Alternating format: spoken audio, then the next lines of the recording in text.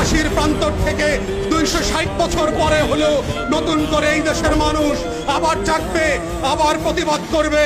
যদি মনে করে থাকেন পুলিশের গাড়ি দিয়ে, ভেহিকেল দিয়ে, কানন দিয়ে, র্যাবের গুম খুনের ইতিহাস জমা করে, পিডিআর দিয়ে, সেনাবাহিনী দিয়ে বাংলাদেশের 20 কোটি মানুষের স্বাধীনতার সম্ভাবনা আকাঙ্ক্ষাকে হত্যা করবেন, বোকার স্বর্গে বাস করছেন, বাংলাদেশের মানুষকে চেনেন নাই।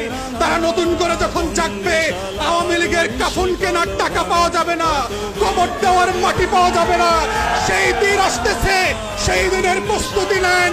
ফেরাউনদের লাশ কোন নদী থেকে ডুবুরিকে দিয়ে উঠানো হয় নাই।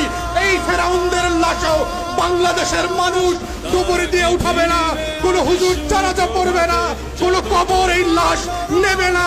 সেই দিনের অপেক্ষায় বাংলাদেশের 20 কোটি মানুষ।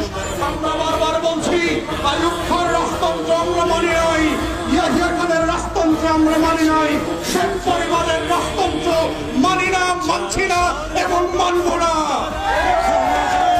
ছেলে মেয়েরা যখন ভোটার বিরুদ্ধে পাবলিক বিশ্ববিদ্যালয়গুলোতে আন্দোলন করছে, তখন আজকে মাত্র আমরা দেখলাম বরিশালে, কুমিল্লাতে, চট্টগ্রামে, ইভেন শাহবাগে আজকে পুলিশের সাজোয়া গান দিয়ে আমার দেশের তরুণ তরুণী শিক্ষার্থীদের উপরে গুলিবর্ষণ করা হচ্ছে, লাঠিচার্জ করা হচ্ছে।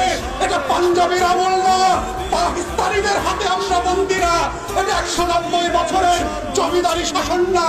যদি কেউ মনে করে থাকে বাংলাদেশে এখনো জমিদারের শাসন চলছে, ব্রিটিশ বেনিয়ারা বাংলাদেশ দখল করে রেখেছে, আমরা প্রত্যাখ্যান করছি এবং বলে রাখছি, বাংলাদেশে গণতন্ত্রের যে লড়াই হয়েছে, যেই রক্ত দিয়ে মুক্তিযোদ্ধারা বাংলাদেশ স্বাধীন করেছে, সেই বাংলাদেশ আমরা ফেরত আনবই আনবো। কোটা থাকবে না, ইদার শেখ পরিবার হাসিনা থাকবে, না হয় বাংলাদেশের 20 কোটি মানুষ থাকবে, কোটা থাকতে পারবে